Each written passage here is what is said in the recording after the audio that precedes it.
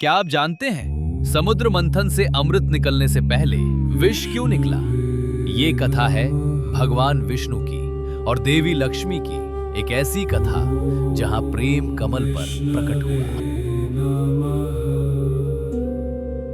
बहुत समय पहले स्वर्ग था सुख का सागर। अप्सराएं नृत्य करती थी, गंधर्व गाते थे, देवता आनंद से रहते थे, क्योंकि उनके बीच लक्ष्मी थी। हाँ, स्वयं देवी लक्ष्मी। पर एक दिन एक श्राप ने सब बदल दिया। महर्षि दुर्वासा का अपमान हुआ। स्वर्ग की लक्ष्मी रूठकर क्षीर सागर लौट गई। देवताओं ने अपनी तेज खो दी। इंद्र, देवताओं के राजा, अपना सब कुछ हार चुके थे। अपना ऐरावत, अपना सिंहासन, अपनी श्री। देवता दौड़े क्षीर सागर की ओर, शेषनाग पर लेटे विष्णु के पास। हे प्रभु, हमें बचाओ! और तब विष्णु ने क्या कहा? असुरों के पास जाओ, उन्हें साथ लो, मिलकर सागर को मथो, अमृत निकलेगा। पर पहले विष आएगा, रुकना मत, मंथन जारी रखना।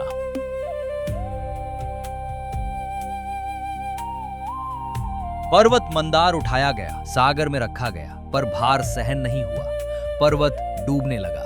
तभी एक चमत्कार। स्वयं भगवान विष्णु कूर्म अवतार लेकर सागर के तल में चले गए। अपनी पीठ पर ब्रह्मांड का भार उठा लिया।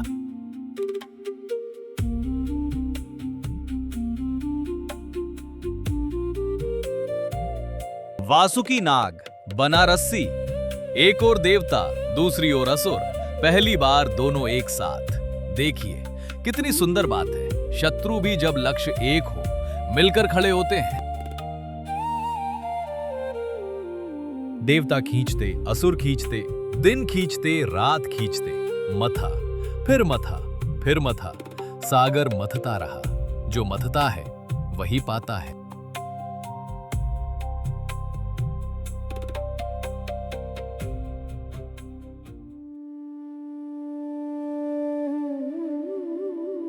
और देखिए नीचे सागर की गहराई में स्वयं विष्णु कच्छप रूप में। मंदार पर्वत का पूरा भार उनकी पीठ पर, मौन, अटल। जब आधार स्थिर हो तभी मंथन सफल होता है। युग बीतते रहे, हाथ छिले, श्वास भारी, पर मंथन नहीं रुका, क्योंकि अमृत सरल नहीं मिलता।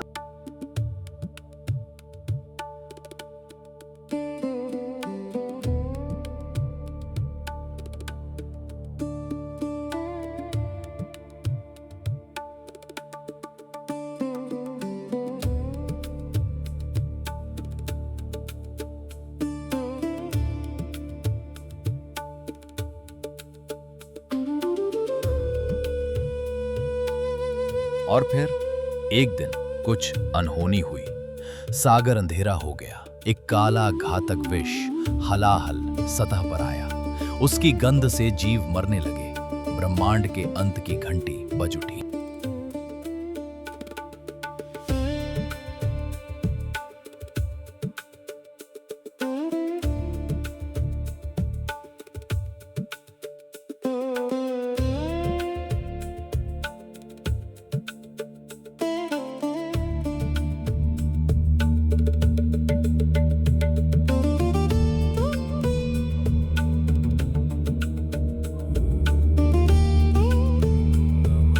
ऋषि चिल्ला उठे, हे महादेव, हम सब समाप्त हो रहे हैं। कैलाश में बैठे शिव ने सुना। पार्वती ने स्नेह से देखा, हाथ रखा। महादेव की आंखें खुली। सोचिए, कौन है जो दूसरों का दर्द अपने गले में रोक ले? शिव ने हलाहल हथेली में लिया और पी गए। नमः शिवाय।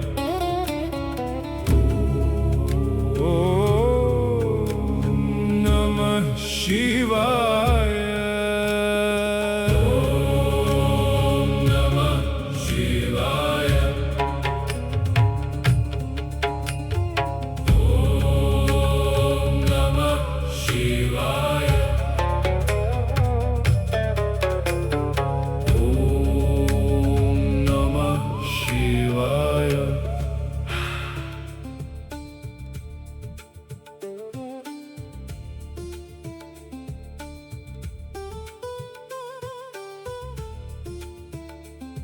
नीलकंठ, नीलाकंठ। पार्वती ने उनके कंठ पर हाथ रखा, विष कंठ में रोक लिया। जब किसी का दर्द अपना दर्द बन जाए तब वही सच्चा देव है। विष लेकर शिव शांत हो गए। ब्रह्मांड ने राहत की सांस ली और तब सागर ने रत्न देने शुरू किए। पहले ऐरावत, श्वेत 7 दंत हाथी। इंद्र दौड़े, आंखों में आंसू, मेरा वाहल वापस। फिर एक के बाद एक कामधेनु, हर इच्छा पूरी करने वाली गाय, उच्चैश्रवा 7 मुख वाला अश्व, पारिजात दिव्य पुष्प वृक्ष, चंद्र आकाश का प्रकाश, 3 दिव्य अप्सराएं और फिर स्वयं धन्वंतरी अमृत कलश लिए।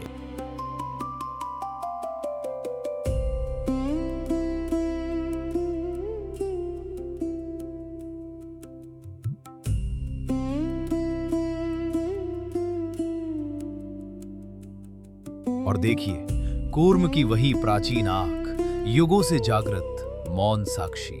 सब देखा, विष मंथन बलिदान, पर आंख अब भी खुली। और सागर के मध्य एक कमल खिलने लगा। उसमें कौन थी जानते हैं?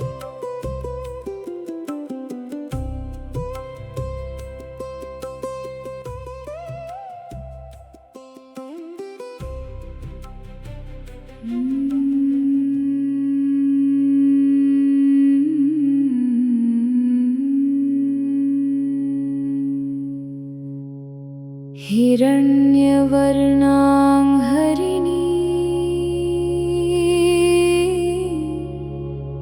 सुवर्णरजतस्रजं। उसमें साक्षात लक्ष्मी प्रकट हुई, स्वर्ण रंग की, 4 भुजाओं वाली, हाथों में कमल, मुख पर दिव्य मुस्कान, स्वयं श्री, स्वयं अमृत।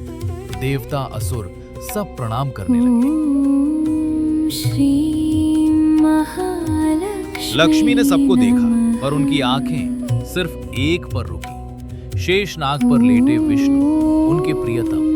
उनका वियोग समाप्त हुआ। लक्ष्मी ने चुना, नारायण को चुना, केवल नारायण को। अपनी माला पहना दी। ब्रह्मांड शांत हो गया।